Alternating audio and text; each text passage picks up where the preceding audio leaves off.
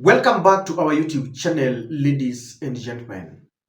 Albert Ojwang is yet another young man who loses his life in the hands of the police. And his death has really rocked the country, and it has really elicited very bitter reactions. Now, what has really shocked me is the fact that Albert comes from a county that William Ruto visited just the other day, that is Homa Bay County. And the people of Homa Bay thronged the Raila Odinga Stadium and they were singing Kumi Bila Break. They were saying Jaluo must calculate, and they were happy. And they have been criticizing, including the leaders from the ODM from the Homa Bay County, have been trying to criticize anyone who questions William Samoei Ruto. Now, Albert was picked from his rural home. He was driven all the way from Homa Bay to Nairobi, and he was booked at Central Police Station. Then he was pronounced dead after 2 days or so. Then the police gave us an explanation. Sometimes I look at some explanation that Albert hit his head against the wall while in the cell, and the policemen who were on duty realized what was happening and rushed him to the hospital, and he was pronounced dead. Ladies and gentlemen, there is a video that is going viral about Oscar Sudi talking about influencers in social media, because Albert was a social media influencer. And Oscar Sudi is saying something that will shock you. And after watching this video, you will judge for yourself and you will know who killed Albert. Now, I'm also going to show you how this murder, or so, let me just call it the death of this young man, has exposed Raila Odinga, has exposed the ODM party, has exposed the team that calls itself Kumi Bila Break. First of all, I just want to prove to you that this man comes from Homa Bay. Jina langu ni Meshak Ojwang Ofiyo. Natoka eneo la Homa Bay County, Kabondo Kasipul Sub County. Village yangu ni Kakot. Location ni Kokwani. Ladies and gentlemen, I want us to watch Sudi, but before that, let us help Franklin go back to school. I'm actually stranded with him. I had promised him that we would be able, between Friday and today, that we'll be able to collect about 54,000 so that we take him to school. He's been stranded at home with his mom while others are studying in school. And I told him that I'm going to present your case and you will be helped. But as we speak, I'm currently stranded with 12,000 Kenya shillings, and I'm just requesting, actually begging, that you add something on top to get 20, because I had a target of 46 or 50. I have failed to reach that target and I've lowered that target. So I'm requesting that you help with 8,000 so that I add to the 12, afadhali ifike 20,000, tuende tupembeleze mwalimu amwache aendelee na masomo, tukingangana hapa na pale tuangalie venye tutafanya. Tafadhali, a 50 bob challenge or whatever you want, tafadhali, we are his last hope, so please tusimwache tafadhali. Thank you, even as you plan to give something. Now, ladies and gentlemen, I want you to listen to Oscar Sudi. In the wake of the death of this young man that came as a result of what many people believed, that he posted something to the effect that the Deputy Inspector General Lagat was involved in some corrupt syndicate. Of course, that story was all over in social media, all over in the mainstream media. And I think he reposted and he criticized. That is what many people think. and they are associating his death to the critics. Oscar Sudi is telling us something that will shock you, and kindly listen to Oscar Sudi. Usitishwe na watu wewe ya Mumbi. Mimi nimetishwa, niko tu hapa. Hiyo watu ya social media wafiki watu 500 wanaongea hapo watu wakumbafu sana. Ile siku nyingine tulikuwa tunachangia kanisa walikuwa wanalalamika. Sasa hii tumekuja kwa impairment wanataka kulalamika, mnataka tufanye nini? Tufanye kazi tusifanye. Tufanye kazi tusifanye. Unajua rais pia umenikosea kidogo. Ile siku nyingine ulitangaza waziri, nilikuwa nafikiri unasema Kipchumba Sudi. Kumbe akakuwa Kipchumba Murkomen. Tena juzi nimesikia tena nilikuwa nategea ukasema tena Kipchumba Murkomen. Sasa wangenipatia hiyo docket hiyo ya usalama siku 3 peke yake. Hiyo watoto na ujinga hiyo ya kuchora vitu kwa maneno itaisha. Kwa sababu lazima tu hakuna inji inaongozwa na upuzi. You know, ladies and gentlemen, Oscar Sudi is one of the very closest allies of William Samoei Ruto. You could talk of Murkomen and even Farouk Kibet. I remember he's been in meetings where people even question when the former General Gola died in that plane crash, and there was a rushed and urgent security meeting. Oscar Sudi was seen in State House, and people were like, what is he doing there? So when Oscar Sudi speaks, you could always think that is Ruto's mouthpiece. So when Oscar Sudi comes up and tells us that people are making noise in social media are just very few and they are stupid, then you understand that this is a man who, if he got a chance of crushing anyone criticizing the government through the social media, he'll do it. And you saw in the subsequent video, he says, had he been given a chance of being the Interior Cabinet Secretary, then within only 3 days, he would have crushed all those who are making noise, criticizing, and drawing caricatures of William Samoei Ruto. So in the wake of the death of this young man who was a social media influencer, and Oscar Sudi had talked about this, then you know that we are dealing with a rogue government. A rogue government. Yule Inspector General of Police ni Flower Girl. Hapo nyuma yake ameweka mtu ya kabila yake anaitwa Eliud Lang'ati. Pale National Treasury anadanganya John Mbadi ya Minister. Anaweka PS anaitwa Chris Kiptoo. Pale Central Bank amedanganya mtu anaitwa Kamau Duge ni governor wa Central Bank. Chini yake anaweka mama anaitwa Susan Koech. Pale Ministry of Agriculture anaweka Mutahi Kagwe, hapo nyuma yake anaweka PS anaitwa Engineer Rono. Pale Ministry of Water anaweka minister anaitwa Mureithi, nyuma yake anaweka Korir. Ni mukabila si mukabila? Ni mukabila si mukabila? William Ruto is the most deceptive tribalist since the independence of Kenya. Ni mukabila si mukabila? Alafu yeye anaita sisi wa kabila. Ni vile ukiwa mwizi unaanza tu yule mwizi na wewe ndio nini? Ni mukabila si mukabila?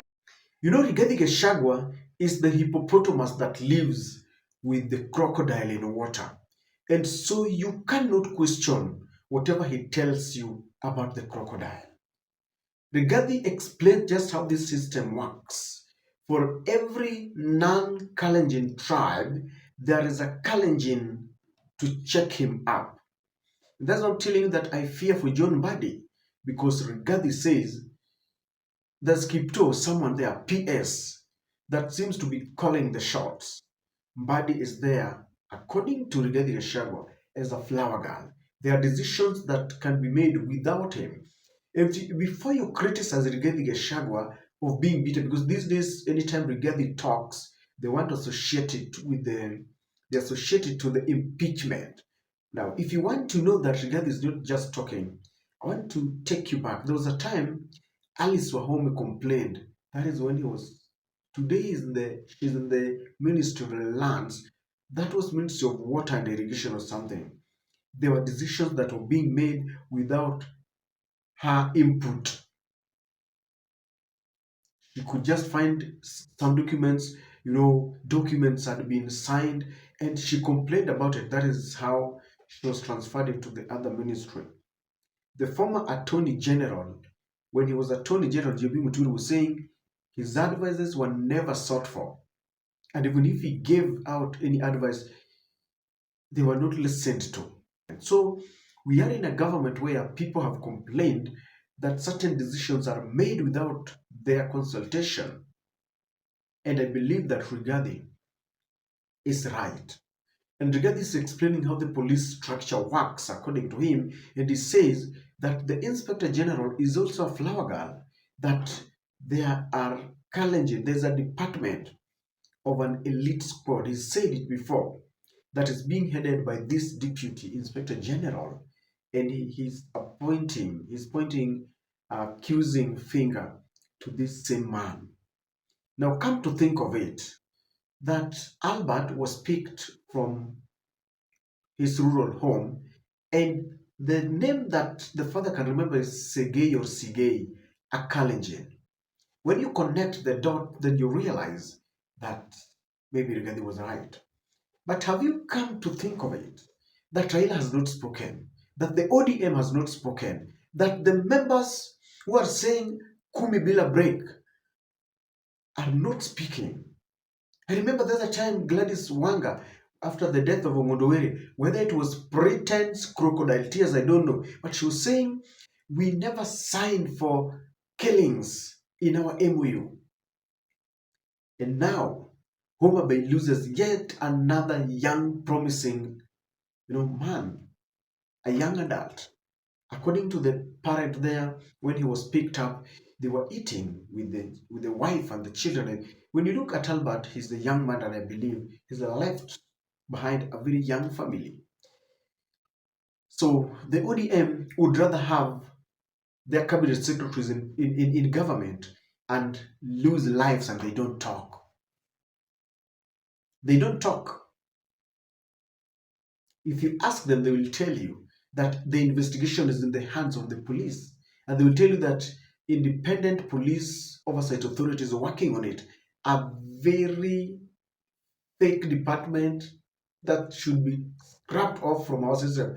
The IPOA is doing nothing. IPOA and the police department is the same thing. Let me tell you why I feel that the ODM is wrong. Recently, there were some murders that took place in Angata. Do you know Aaron Cheruiyot, Cherargei, Johanna Ngeno, a host of Kalenjin MPs went and called on Inspector General Douglas Kanja. They were telling him, you are presiding over police that is killing our people. How can that be? And they were saying all sorts of things. They gave him ultimatum. It forced Douglas Kanja to go and convene a meeting, and he talked to them.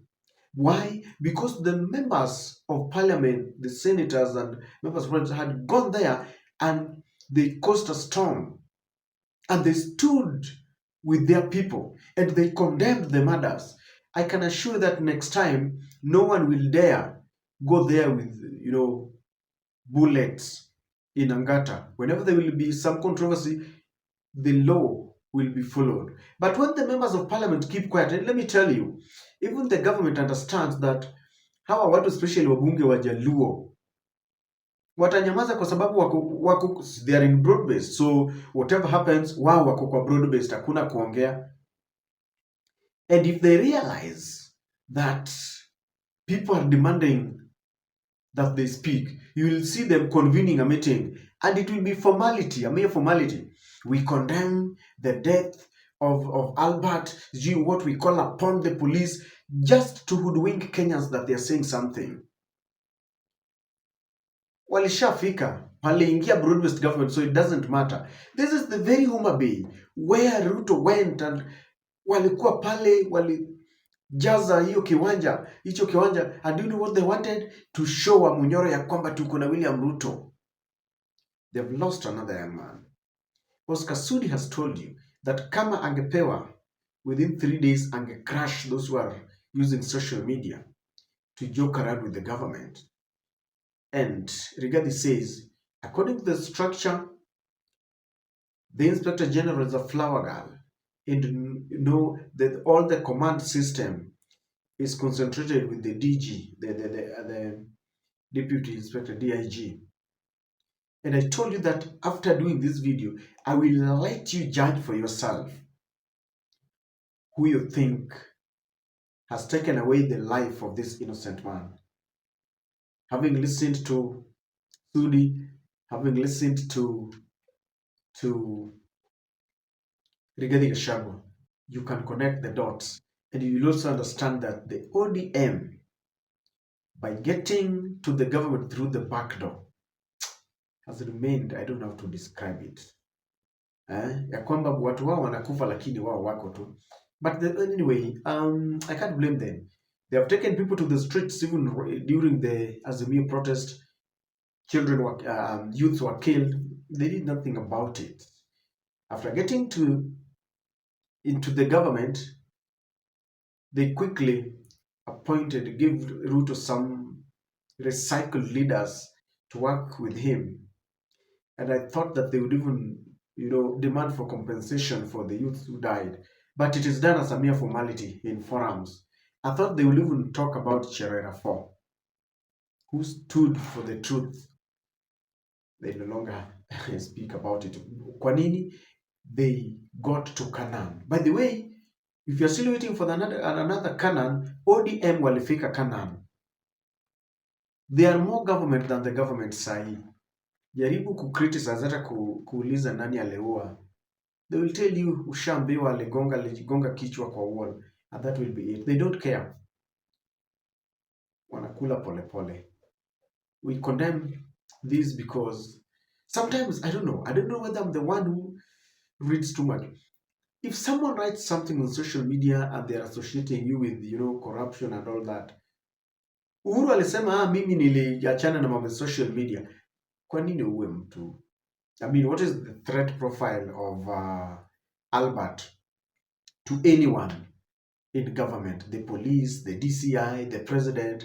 What is the threat profile? What is the worst, even in terms of maligning and tarnishing your name? What is the worst that he can do?